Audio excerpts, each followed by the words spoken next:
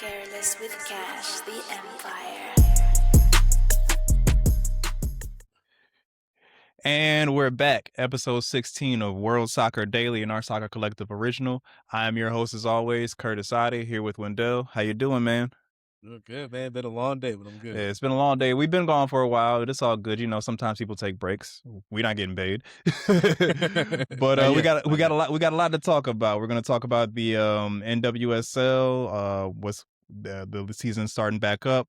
We're going to get into some comments from one of my favorites, all Charlotte FC, Wilfred Zaha, and then we will get into a very good back and forth that me and Wendell are going to talk about because he's wearing his jerseys, as you can already see, the Chelsea game, and we're going to also talk about Liam Rossigna and the transfer bans and everything happening with the chaos that is Chelsea FC right now. But first, let's get started with the NWSL. They're back. Week 1 is already in the books. How are you feeling so far about this season, Wendell? I'm feeling good, man. It was a action-packed weekend. Really looking forward to what I think is going to be the champions this year. The Washington Spirit. Okay. I got to go with my girl Trent. I got to, you know.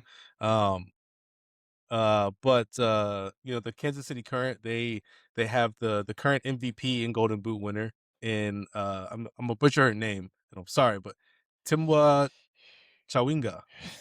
Close enough. Yeah. So, she's Golden Boot winner the last 2 seasons. Out injured right now, but she'll be back. But I also think Gotham is gonna make some noise this year. You know, the champions from last year. Gotcha. So, I think it'll be an action-packed season for sure. So, what do you think Trinity Rodman's trajectory is this season? Do you think she has to get that MVP to become that real face of the league from? Yes. Because this is going to be a pivotal year for her. For me, Agreed. I feel like she's got the contract. She stayed in the NWSL. It's now time for her to become the LeBron of this league. I would like to see. I want to see her. I want to see her flourish. But I am also very hyped on Croy Bethune this year. So I do think I want to see what she does as well. I think there's a lot. I think there's a lot to look forward to this season. Also, you can never count out Angel City.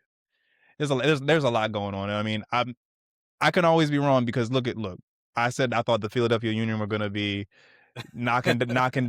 kicking butt and taking names at this point in the season, and it's been an upward struggle. So I might have just put the jinx on Croy Bethune and Trinity Rodman, and maybe somebody else will emerge. But it's gonna be a good season, and I'm really looking forward to it. And I think we should we're definitely covering it all through the summer with the World Cup ball as well. But yeah, I do think we got a lot to look forward to. Yeah, and also I think Trinity now. I don't know if it ain't breaking news. It came out earlier today, but Kat Macario, the U.S. national team player, signed for the San Diego Wave earlier. Yeah, from where was Chelsea? Yeah, she was at Chelsea. Yeah. So the one good thing Chelsea did today. So and you gotta you gotta give it to the NWSL. They're now convincing players to leave to jump across the pond to come to America to play. So there's a lot to look forward to, and I really do hope that the marketing engine behind the NWSL continues what they're doing. It's been a wonder to see, and like me and Dupe spoke about on the podcast on episode, I want to say 5 or 6, they're just doing it better. They're marketing better. And I really believe this year is going to be one of those, like, similar to the NBA lockout year where, like, right before that lockout year, we had, like, the best basketball we had seen in a while. That was, like, the best season we had seen in a while. I truly believe that this needs to be that season for the NWSL that kind of gets the gears going because you have the World Cup going right now, and there's just so much that you can pile on to or there's so much new fans that you can bring from that into the NWSL right after the games are over because they're going to want to watch some more soccer. Absolutely. And almost every team had record-breaking attendance this week. They're, first week of the season. So yeah, that's always a good sign when you can break records the first week of the season. Everybody's energized. This is good. This is good quality soccer in America, and this is what it should be like. Unlike the ownership in Chelsea, which we'll get into, and everywhere else. But let's go. Let's stay stateside and let's talk MLS for a second, and let's talk about specifically Wilfred Zaha and Charlotte FC. So before we get into his comments, Charlotte FC tied Miami 0-0 on the weekend. But I want to get into Wilfred Zaha's interview, and I'm not sure exactly what day this interview came out. I can actually check, but you know what, that's not even important. But there were a couple takeaways from me from this interview. We're going to talk about his comments about the officiating and what he feels the officiating is doing to him and how he feels is unfair. But I also want to talk about how bad the questions are from the reporters in the MLS, because it just felt like when I was watching the entire the presser, they're asking him questions and he's answering his questions as well as he can. But some of it was just kind of like they were trying to, at one point they tried to create do you have some sort of issue with Messi because you were just death staring him when he was Right, when yeah. when you shook his hand, and he's like, no, I'm just focused. Like, crazy. It kind of showed me how sometimes we try to put the American spin on sports, and he wasn't really picking up what they were putting down at that moment. And I mean, rightfully so. He knows who he is compared to Lionel Messi. He's not going to try and sit in there and say, oh yeah, that's my mortal enemy, and we know Messi's the GOAT. He can't sit at the table with Messi like that. Right. But it is interesting to see because I feel like his frustrations with that press conference kind of bled into his comments, and I'll put the actual full soundbite of him talking about officiating. But it got to there were a couple points within that interview where he kept trying to talk about the officiating in the MLS, and it felt like everybody asked him the question and they kind of skipped over it to talk about something else. But what do you make of his officiating comments where he's speaking on the fact that every time he gets the ball, he's being essentially attacked. He's getting kicked that nobody's trying to make plays on the ball. But the second he tries to get his retaliation, it's looked at as you need to stop, and he's getting cards because he's gotten a card every game so far, I think, this season. And he's visibly frustrated in this press conference about it. But what do you make of his comments, and do you feel like he's justified in how he feels, or do you feel like he's just feeling like he wants special treatment because he's in the MLS and he's Wilfred Zaha? Couple things actually. I think that he missed his opportunity for his big money move by not leaving Crystal Palace in the past. I gotta say it. Bro, he was supposed to jump teams. He was like, no, I'm loyal to Crystal Palace. And Crystal Palace, I feel like, did him dirty. And now, I think he missed his big money move, but that's neither here nor there. But glad you got that off your chest. yeah, I had to. But also, like, you played in the Premier League, like, you know what it's like, and you were, for what it's worth, for all intents and purposes, you were a top striker in the Premier League, so you know what it's like to get kicked and to get pushed after the ball's gone and all this. Like, to me, it seemed like his comments made it feel like this is the first time this ever happened to him. We know it's not the first time it's ever happened to him. Now, that being said, bad officiating is bad officiating. There's no way around that. Mm-hmm. So the refs do need to be better, because you can't cover up bad officiating, right? Like, you can't blame the players for complaining when they're not being protected by the ref. That's the ref's job, is to protect the players, make the game safe. So I do think that he is justified in the way he feels about the officiating. But at the same time, you can't act like this is brand new to you. You've gone through it before, you've dealt with it before, and I feel like now you have the experience and you can lend that experience to the younger players, show them your maturity, show them how you handle it. And that's only going to be good for your team and the league. So let me ask you this then. Do you feel like he's looking for a celebrity's protection instance? Like, let me kind of like, essentially like how in the NFL, you do protect the quarterback. You don't let any excessive nonsense, you don't let anything excessive happen to him, because if he's hurt, there goes the game. And for all intents and purposes in the MLS, when you have these designated players, if they get hurt, that is what everybody came to see. So do you think he expects that? And do you think he's right for expecting that kind of special preferential treatment? Like, I want to say, I'll call it the Messi treatment, because honestly, if somebody touches Messi, we're calling the National Guard. So what do you think that he wants that Messi level treatment? Maybe not his equivalent, but do you think he wants to have that I'm better than the average MLS player. I need more protection because they're just gonna try and get their name off of me because I'm Wilfred Zaha from Crystal Palace and they're Joe Schmo from University or whoever that's just 10 years deep in the MLS. Yeah. I think that he doesn't explicitly say it. But I do think that he does to a degree want that protection. Because he is correct. When he gets the ball, it's exciting. He was a big name player that came over to the United States to play. When he gets the ball, things are gonna happen. So yes, he to a degree, I agree with him because the league needs to take a look at their refs and be like, hey, these guys right here, they're paying you right now. Mm-hmm. So, cut him a little slack. And to be fair, I mean, he's not wrong in his opinions on officiating in the MLS because Correct. if you watch enough MLS, you will see a lot of calls either not get called or a lot of soft calls become game-changing decisions. And unfortunately, because the MLS isn't as popular as other sports in America, the officiating doesn't get as highlighted. But I do think there is a bigger issue in terms of the officiating. How do you address that? And if you have and I feel like this is something that should be a red alert for the league because if you have a designated player or a player, like any player of stature coming into your league and they're complaining that heavily against the refs, it kind of is a signal back to other guys who might potentially want to come to the MLS and say, well, maybe I shouldn't go there because I'm not trying to be 35 getting my ankles kicked at for, the money I'm getting here that in my essentially retirement league era. Yep. No, I agree. Yeah, it's like it makes players not want to come over here, right? Because it's Mhm. like if I'm just gonna get beat up, wow, I'm coming over here. That's Yeah, crazy. I'll go to Saudi Arabia. Yeah, exactly. Make way more money.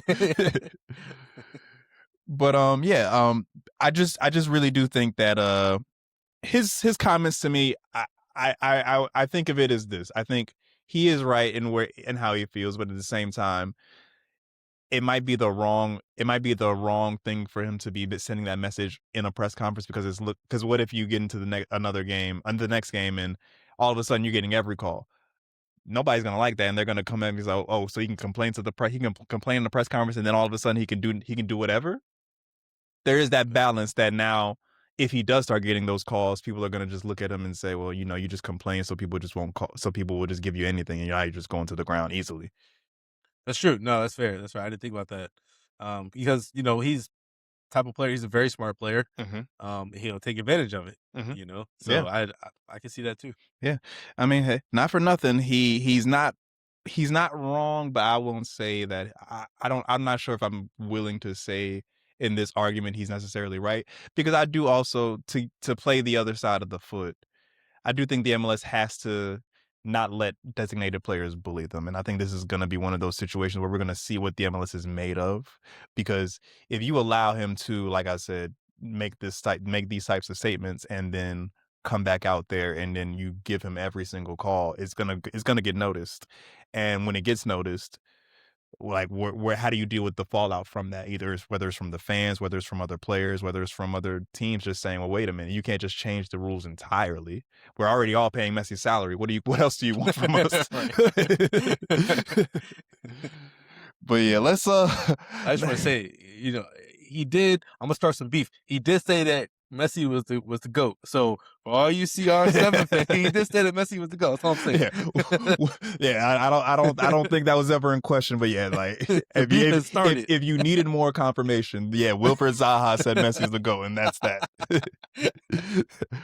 All right, now let's move on back over to Europe, where Wilfred Zaha used to play, in the EPL, and let's talk about the one game that I really want to highlight that kind of is the cascading effect, which has a cascading effect throughout the entire league, in my opinion.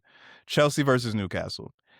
Chelsea essentially played themselves out of the Champions League unless they can pull a miracle, which who knows what'll happen tomorrow. But they lost to Newcastle, and first let's just start with the game. How did you feel about that game? Not just on Chelsea's half, but on Newcastle's behalf. How do you think that both teams played? Um, I think that Chelsea did not play up to standard. Mm-hmm. I went into that game fully believing that because I've seen it before as a Newcastle fan, we play great in the Champions League, and they played a great game in the Champions League. I had one unfortunate call at the end. It was a correct call, but I've seen before we play great in the Champions League, and then Mm-hmm. 3 days later we play in the EPL, and it seems like nobody's ever kicked the ball before in their life.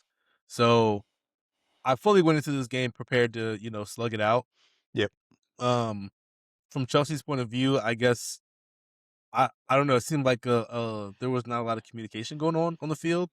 There were big gaps and holes everywhere. The goal that Newcastle scored was 4 Well, they played 4 passes from the goalie to the assist that led to the goal. 4 passes. That's crazy, and they went straight to the heart of the defense. So there was not a lot of communication going on. It seemed like a I don't know.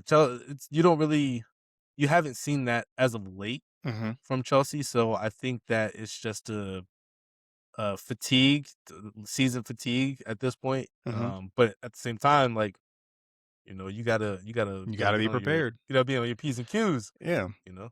And for me, because candidly, when we were at the bar while this game was on, and I saw at the end where it was 8 minutes of stoppage time, and I'm like, okay, we're down, but I know for a fact this is where they gave us the opportunity to make this right and salvage a point. Scared. Somehow it did not happen, but I do think that this is a very pivotal moment for Chelsea because now there's going to be a lot of questions that need to be answered. Who has to go? Is Reece James a player for you? There's so many guys that are just like from day to day, the opinion on them for Chelsea changes. Like one day we're high on Reece James, one day we're low on him. We just gave him an extension. Now it's like, is it worth it? Because you might have to move on. Is it worth having a guy who's always injury and on the athletic trainer's table? And then on top of that, you have the coaching saga. So it's just for me a lot of mishaps happening in one. I don't even say a year. It's like it feels like this all kind of happened in a half a year. Yeah, like the last 3 or 4 months. Yeah. So for me, it's just one of those. Where do you go from here? And I want to talk about Liam Senior before we even get into Chelsea off the field and how everybody's getting ready to essentially replace him. And I really don't understand the logic in, oh, he's a bad coach. But you gotta, like, for me, you had a coach you had a good coach. Obviously Chelsea and Enzo Maresca did not mesh well, so they let him go and they moved on. They moved forward, or they parted ways.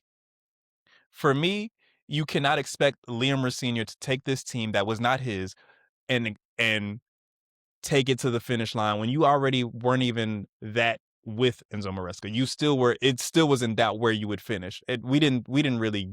Champions League was never guaranteed. There was just so much. There were so many questions and so many inconsistencies we didn't know. Cole Palmer. One day he's hot. One day he's cold. Like not good cold and not good cold. Bad cold. So for me, it's just you can't have all these problems and then just say, okay, is Liam Rosenior's issue, because I, for one, am high on Liam Rosenior. I think that if we give him a year, and I'm not going to say he's the best coach, or he's not the best coach we've ever had or anything like that. He's clearly not. We've had legends, but I do believe what you see in him is someone who has potential to be something for Chelsea. And if Chelsea wants a guy who's going to be a yes man to an extent, he seems like he was going to do what they need him to do. So for me, the critics and the fans, they cannot both blame Liam Rosenior and then say, well, Enzo Maresca wanted to do his own thing and that's why he ended up out the door. It's on the administration at this point.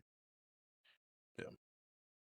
I mean, I see. This is you, my friend, are clearly not used to losing because. hold on. We're not gonna put that out there. I'm a Raiders fan in football. I'm used to losing. My teams, after every loss, they calling for Eddie Howe.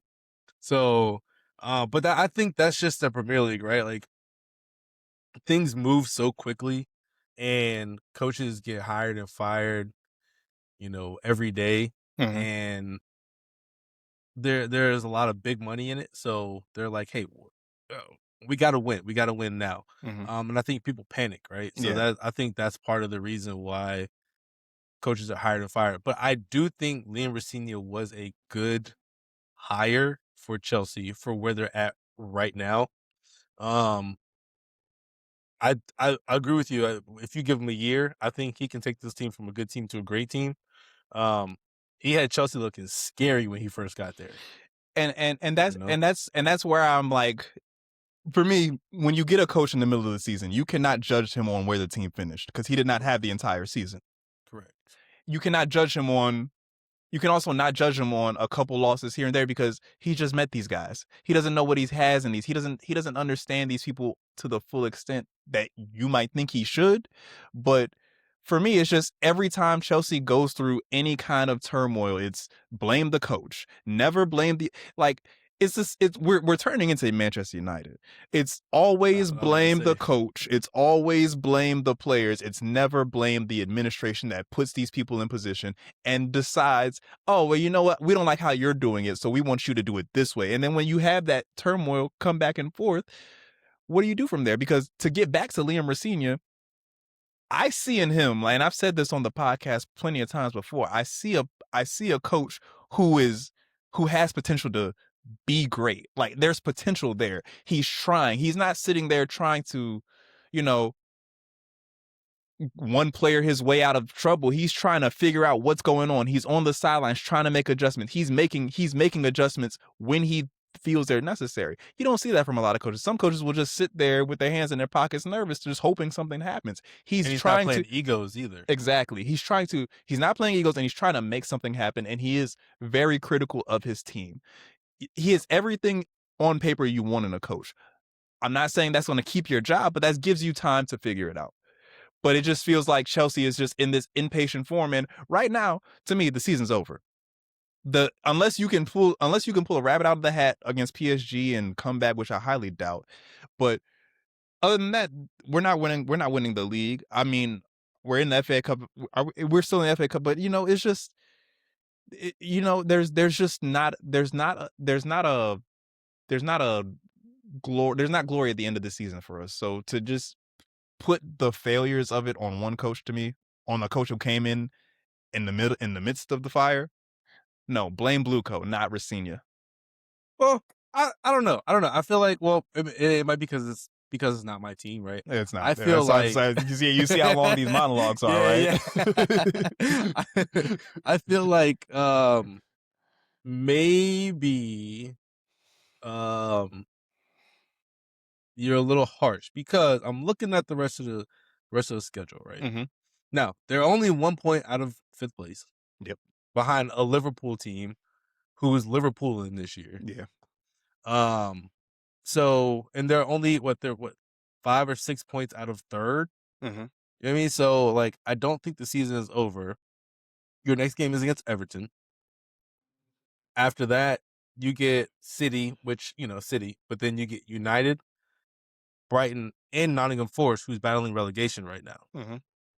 Now, I think you have some very winnable games. I think Liverpool game is winnable. Tottenham is clearly winnable. Yeah, You know what I mean? So I don't think the season is completely over. I think that Liam Rosinha needs to go to the board and say, hey, give me this season.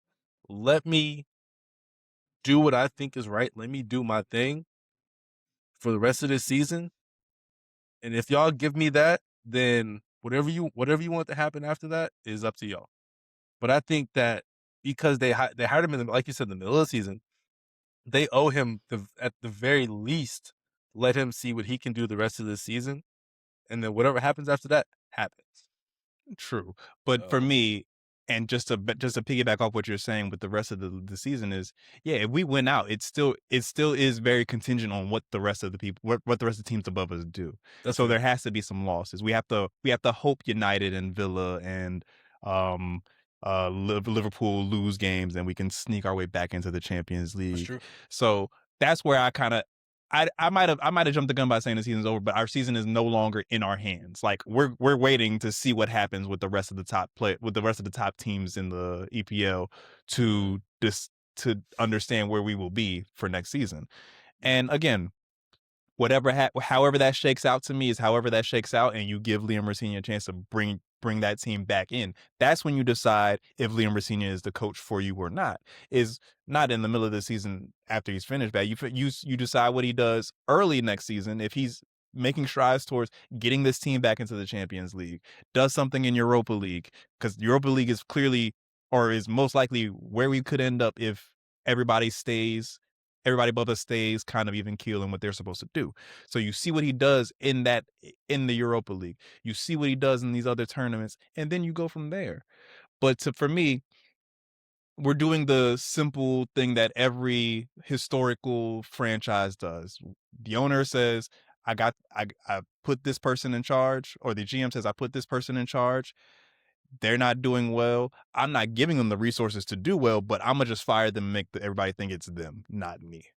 And that's just where I am with Chelsea at this point, because it's like good clubs can't do this. An elite club can't just blame the coach. An elite club has a system, and Chelsea, for the longest time since the Abramovich era, the Roman Abramovich era, you are now a bigger club. You are not a world-class club. You are not there yet with the Real Madrids and the Barcelonas, but the goal is to be there. If you're really serious about this, I mean, obviously they are. This is Chelsea, but you can't just put it all on the coaching, because we all know the best teams is never about the coaches. Real Madrid, look at them. They go through coaches like whatever, but the players still play. So, I don't know. Hey, I mean, hey, you get PSG at home, right? So all I'm saying is Newcastle beat PSG 4-1 last year. Y'all are a better team. And we had Fabian Schär in the back. So it's not all is lost. You gotta have hope.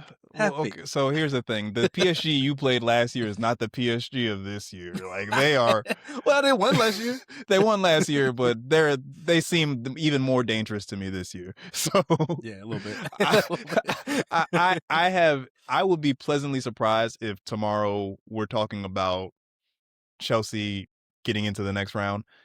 Am I going to bet the house on that? Absolutely not. But we will see what happens, but I'm again not convinced. But let's move on. 4-0 win. That's all you need. That's all we need is a 4-0 win. Yeah, no big deal. Yeah. Let's get Liam to lap on that right now. Oh God, you might as well get me on that. But let's talk about some more Chelsea news, and we're still paying for the sins of Roman Abramovich. Still. With a $10.7 million fine and a 1-year transfer ban. So all of this stems from the Abramovich era, like I said previously, and signings that included players like Samuel Eto'o, Nemanja Matic, and there was also some David Luiz, Eden Hazard, basically everybody from that golden era of Chelsea, or not golden era, but that era of Chelsea where David Luiz and Andre Schürrle, Nemanja Matic, there were payments given to agents that weren't registered, and there was a whole convoluted thing. But my question is, where is Man City's crime? I was about to say that. Dog, what are we doing? How many times are we going to get fined for this? And I get it. Like, look, everybody's dirty in this game. It's it's like the Italian mob. Everybody's dirty. But City's been doing it for a while, and nobody's saying a word. Like, Haaland should not be playing soccer for that team. Like, he should have been given to the highest bidder next whatever. They should have had to gut that entire team. They should have went to administration. They should have got relegated. But facts. Again, Chelsea is the team that gets more of a strain coming into this offseason, and that's going to also play an effect to how good a coach can be for this team. Because now you're expecting, if you fire Rosenior, you're now going to pick up another coach who can't really make any moves and has to play with what they have. So what is the point at this? Like, what do you do? Bring Enzo Maresca back. Yeah, he knows the team. At least he signed everybody. Exactly. You know what I mean? So, but yeah, I mean that.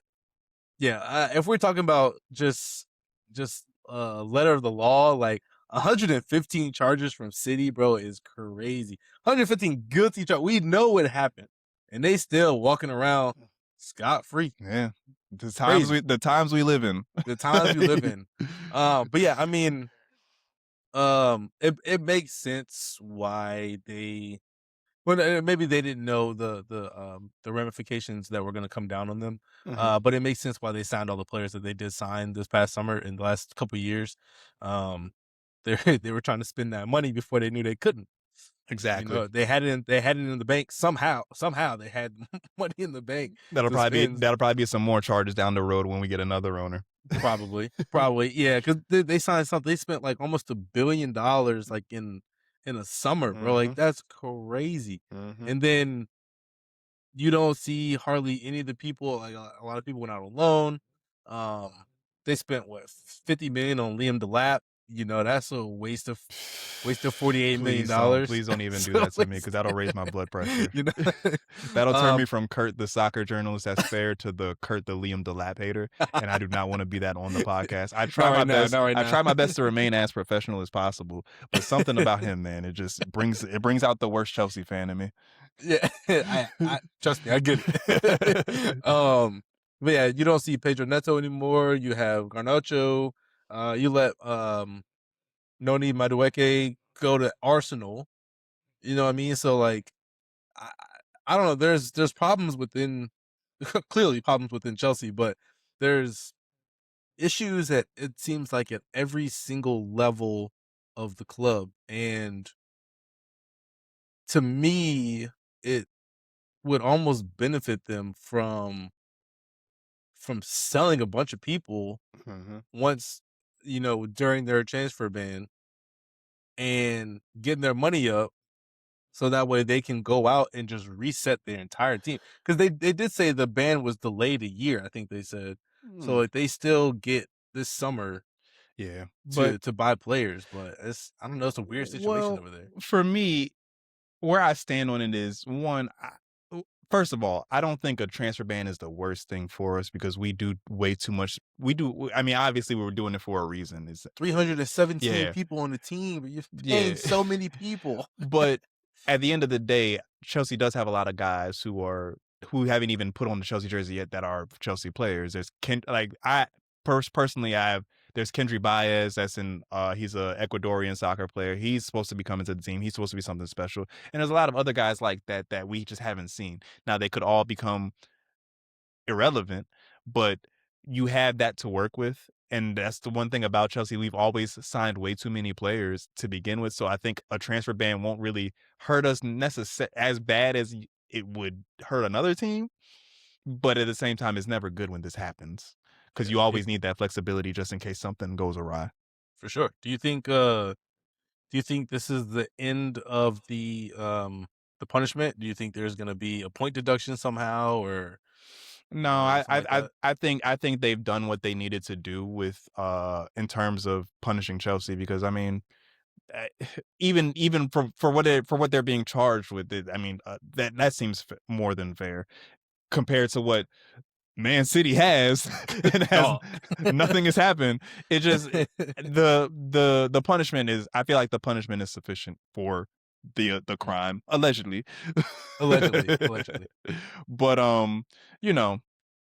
it's just one of those things for me where it's like all these things happening to Chelsea in such rapid succession, where I just think about how the season started for Chelsea and where it is now, where you go from winning the FIFA World Club Cup and looking like a team that could potentially put something together. I mean, I jokingly say treble, and that's honestly an unrealistic take, but you did expect hardware from Chelsea. You expected at least maybe a Prem title or maybe a Champions League title. You expected some sort of silverware for the season, and we're probably going to go home trophyless. But definitely trophyless. That's just one of those things where you see how quickly it can go awry when you have an ownership that doesn't know what they're doing. And I have to take this conversation and back to that, because that's really what this issue is. It's bad ownership. People who are running soccer teams and they don't have the wherewithal to say, I might not be a soccer brain. I have the money, but I want to be able to pick and point and do and maybe it deals with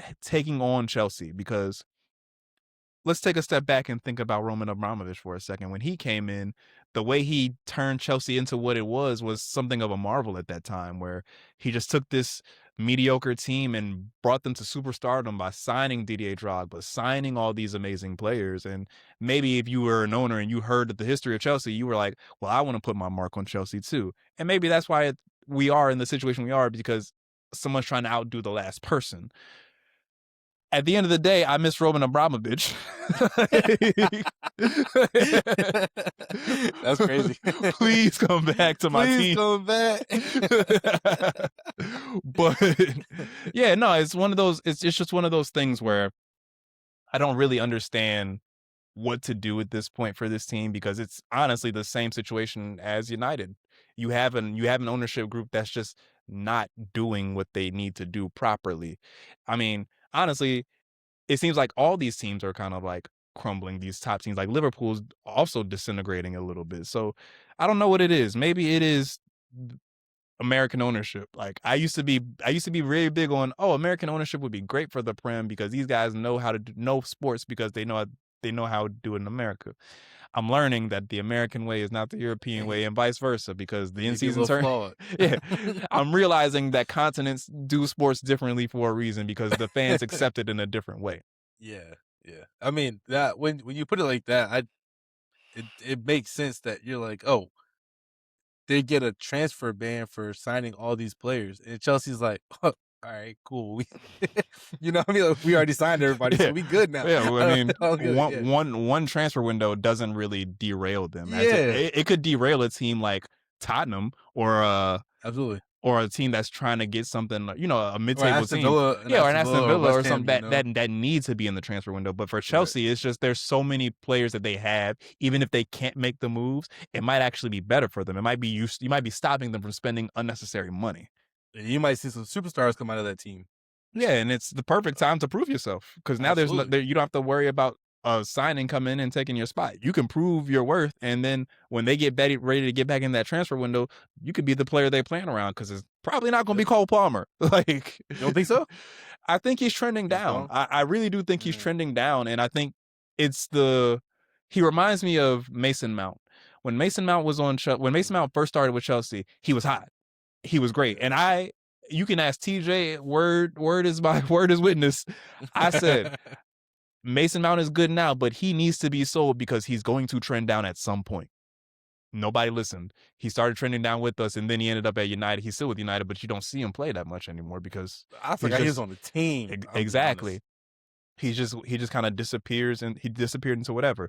Eden Hazard had that same issue, or not the issue. He was great, and then he kind of trended down when he left Chelsea. I do think I don't want to say it's finished for Cole Palmer, but it just feels like he's on at times and he's off at times, similar to Reece James. But it's just you're an attacking player, so we need to see that goal production and that assist production that sometimes he does lack. And maybe it is that he can't keep that type of play up all the time. He might need to be a player that has guys around who carry that load. Maybe Esteval has to be more of the guy. Maybe João Pedro has to be more of the guy for him to be able to be an effective player, but he can't do it himself. And I don't think he's going to play much for England this year because Morgan Rogers came out of nowhere. Jude Bellingham's coming back from injury, and those guys are essentially in your way. So we won't see much of them. They are playing, so all he has for me right now is Chelsea, and he's not really proving his case at Chelsea to stay there long term. So for me, if you can sell him, why not? Hot take. He goes back to City. I mean, I don't see that. That to me doesn't make any sense because they have so much that they have coming up themselves. They don't need him. But they're losing with Bernardo Silva. Yeah, but I mean, they're losing a couple midfielders, a couple offensive minded midfielders that they're losing. And I mean, it would be cool to see that Cole Palmer Holland link up again. You know? Yeah, I mean, it would be nice, but I really think he ends up, if anywhere, he ends up in Manchester United. That would be a good move for him. I personally, that'd actually be a great move for him. Career ending move. Don't do it, Cole. If you hear me, don't do it. Oh man! But before we get out of here, let's talk about the U.S. men's national team's new jerseys. How do you feel about them? And fire. But they Fire. got it right. They got it right for They one time. For finally once, they got got it it right. Yeah, I was looking. It popped up this morning, and I was like, man, the red and white one's hard. But then I saw the blue ones with the stars on it. Yeah. I almost Yeah. hit purchase like Yeah. immediately. Nike did them well, and I mean, I'm glad that they did that because you do have to show out when you're the host country. And Yeah, for sure. and so Yeah. if we're not gonna win it, we better look good. The facts. Yeah, I mean, even the, I don't want to say it, but even the Canadian jerseys look good. Oh well, I'll You know, say the it, Canadian jerseys were fire yeah. too. So Can't stand guard for thee. Their jerseys are hard. yeah, they were cool. But that has been episode 16 of World Soccer Daily and Arc Soccer Collective Original. As always, you can follow us on Instagram at Arc Soccer Collective, Twitter, YouTube, everywhere. Same thing. Wendell, where can they find you? Real Wendell Jr. That's WENDELLJR on Instagram, and then Wendell Foster Jr. on LinkedIn. I don't need all the money, Fernando. I just need some of the money. Just Fernando. just a little bit. Come on, Fernando. Just a little bit. First name basis, Fernando. You know what I mean? I need that. Well, this has been another episode, guys. We'll be back for some Champions League wrap up. And till then, see you. Peace.